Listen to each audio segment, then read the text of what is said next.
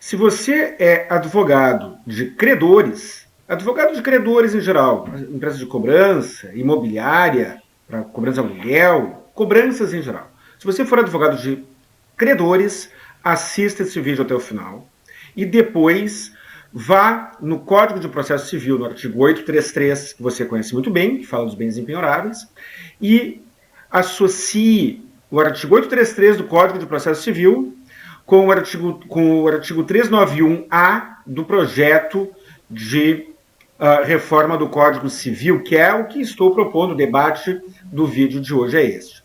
Meu nome é Guilherme Colim, do canal Saiba Direito, sócio do escritório Colim Ramos e Jesus Advogados. Por favor, curta, comente, compartilhe. Por favor, não pule as propagandas. E, por favor, se você for advogado, participe do debate. Este vídeo é para você, este canal é para você, é para nós, para todos nós. Vamos lá. O artigo 833 do Código de Processo Civil. Ele elenca aqui os bens impenhoráveis. Eu não lerei o artigo inteiro, mas ele fala aqui, são impenhoráveis os bens inalienáveis, os móveis pertencentes e as utilidades domésticas, que guarnecem a residência do executado, o vestuário, não pode penhorar a roupa do corpo. O 8334, começa a polêmica. Artigo 833, inciso 4º. Os vencimentos, os subsídios, os soldos, os salários, as remunerações, proventos de aposentadoria, e aí vai. São impenhoráveis. De acordo com o artigo 833, inciso 4º, se eu receber um salário de 50 mil reais por mês, ou não precisa ser 50 mil, pode ser 15 mil, que já me colocaria no 1% mais rico do país.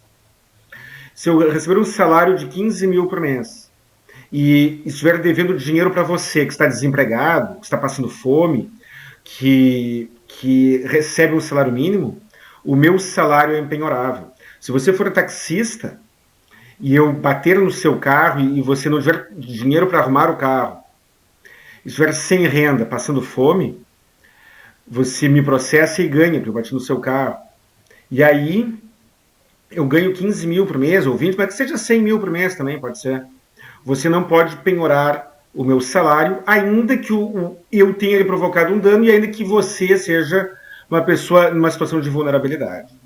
Esse é o artigo 833, inciso 4º do Código de Processo Civil.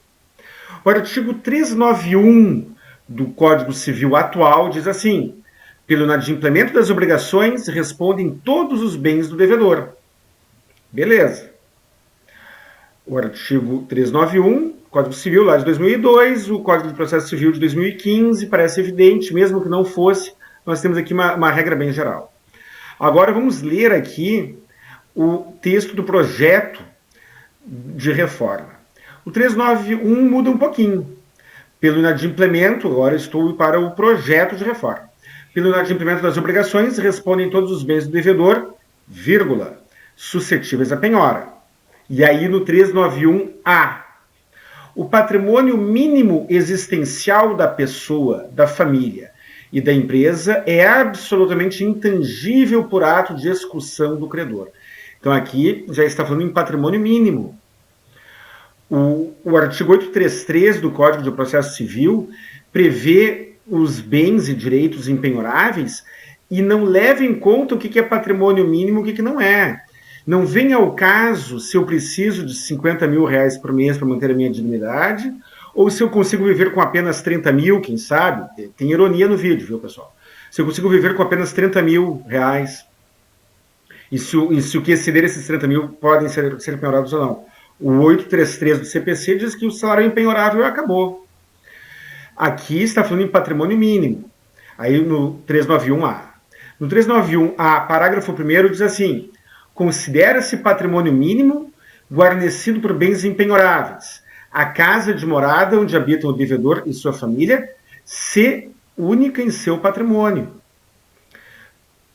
Lá no 833 e também pela lei do bem de família, a casa que serve para moradia é impenhorável, ainda que o devedor tenha outros bens. O artigo 391-A diz: considera-se patrimônio mínimo, a linha A casa de morada onde habita o devedor e sua família, ser única em seu patrimônio. O artigo 391-A, parágrafo 1º, a linha B, o módulo rural, o único patrimônio do devedor, onde vive e produz com a família. Ou seja, Aqui está protegendo o imóvel, que é o módulo rural. Se o imóvel tiver mais, se a área da terra for superior a um módulo rural, o que exceder este módulo não está protegido por esta norma. E outro requisito é que ele deve ser usado como moradia e para a produção da família. E a linha C, considera-se patrimônio mínimo guarnecido por bens impenhoráveis. A linha C, a sede da pequena empresa, guarnecida pelos bens que a lei processual considera como impenhoráveis, se coincidir com o único local de morada do devedor ou de sua família. Olha só o texto, vamos de novo. A sede da pequena empresa é guarnecida pelos bens que a lei processual considera como impenhoráveis. Ou seja, aqui o Código Civil remete para o Código de Processo Civil, mas tem uma condicionante. Se coincidir com o único local de morada do devedor ou de sua família. Aqui ele está falando da sede da empresa, onde a empresa serve de moradia para o devedor e sua família. Eu, Guilherme Colim, moro num apartamento. E tenho uma empresa, que é o escritório do qual eu sou sócio.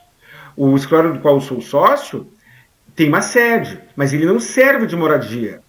A linha C aqui incluiu esse novo requisito. E vamos agora para a linha D. A linha D do parágrafo 1º do artigo 391 do Código Civil, 391-A. Considera-se impenhorável o salário mínimo recebido a qualquer título. Ou seja, você tem lá o seu táxi, eu bato no seu carro, você fica sem renda e eu ganho 100 mil por mês. Se eu ganhar 100 mil por mês, pelo Código de Processo Civil, os meus 100 mil reais mensais são impenhoráveis. Ah, mas existem decisões do STJ relativizando isso? Sim, existem. Mas a letra da lei é aquela lá. Agora nós temos uma nova lei que protege o salário mínimo. Só que no projeto do Código Civil, da reforma do Código Civil, não tem a expressão revoga-se o artigo 833. Não há esta expressão. O texto não indica esta revogação. E aí, então, nós temos duas normas em vigor. O artigo 833 do Código de Processo Civil e o artigo 391-A do Código Civil. O que vale, afinal? Vamos pegar o exemplo da impenhorabilidade do salário. O artigo 833 diz que é impenhorável o salário. Né? Salário, soldo, aposentadoria e tudo mais. O STJ relativiza, mas a lei é aquela lá. O Código Civil diz que é impenhorável o salário mínimo. Então, se eu ganhar mais do que o salário mínimo, aquele salário mínimo está protegido, mas o que exceder não está mais por aquela norma. Eu poderei ter o que exceder da minha renda, o que exceder do salário mínimo penhorado? Sim ou não? Caberá ao judiciário enfrentar esta questão. Caberá ao judiciário interpretar a norma. Ao meu ver, e aí é uma interpretação minha, não sei como o judiciário interpretará. Ao meu ver, se fosse para proteger exatamente o que já estava protegido no Código de Processo Civil, não haveria necessidade de ter estas especificações com as suas restrições. O Código Civil já protege o salário, seja ele qual for. Onde vem uma lei posterior, e esta é uma regra de interpretação, a lei posterior revoga naturalmente a lei anterior naquilo em que elas forem conflitantes. Vem uma lei posterior dizendo que a proteção é da renda de um salário mínimo e não da renda independente do valor. Ao meu ver, vale a lei nova substituindo a lei velha. O imóvel, a moradia, pelo artigo 833 do Código de Processo Civil, eu posso morar numa casa de valor enorme, uma casa que vale milhões e milhões de reais. Ela é impenhorável, porque é minha moradia. Eu moro num imóvel que vale 10 milhões de reais, digamos. E aí eu estou devendo dinheiro para você que não tem onde morar. De acordo com o 833 do Código de Processo Civil, a minha casa é impenhorável. De acordo com o Código Civil 391-A, no projeto, a minha casa continuará sendo impenhorável desde que seja a única no meu patrimônio. Então vamos imaginar que eu tenho essa mesma casa de 10 milhões de reais. E estou devendo dinheiro para você que não tem onde morar. Mas eu também tenho um outro imóvel. Neste caso, a minha casa deixará de ser impenhorável. Eu tenho uma casa de 10 milhões de reais aqui em Porto Alegre, vamos imaginar, e tenho uma casa na praia. A minha casa na praia será meu segundo imóvel e, portanto, a minha casa de Porto Alegre deixará de ser impenhorável. É uma interpretação que eu dou para o artigo 391A do Código Civil, do projeto do Código Civil. Continuo considerando imoral que uma pessoa, vamos imaginar, que tem um único imóvel, uma casa de 10 milhões de reais, seja protegido pela impenhorabilidade, em especial quando o seu credor mora numa casa, num imóvel de valor baixo ou não tem onde morar. Continuo considerando isso imoral. Mas a regra ainda é essa. Não foi levado em consideração o valor do imóvel, mas foi levado em consideração a quantidade de imóveis. Se você for advogado de credores, fique atento a estas regras. E mais, ainda que a lei não tenha mudado, a simples previsão da sua alteração no Código Civil já é um indicativo de que aquela interpretação tem algum fundamento, tem algum motivo. E aí você, advogado do credor, poderá alegar o seguinte na sua ação hoje. Este é o projeto do Código Civil. Ele não foi aprovado ainda. Mas o Legislativo e a comissão que trabalha no projeto do Código Civil, da reforma, já detectou a necessidade de correção para atender tais e tais princípios. Princípio do enriquecimento sem causa, princípio da boa-fé, princípio do não locupletamento, o que for.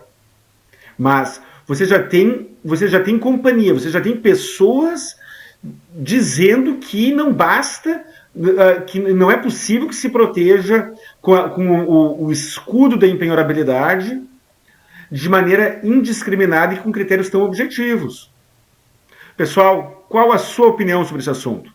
Um grande abraço e até o próximo vídeo.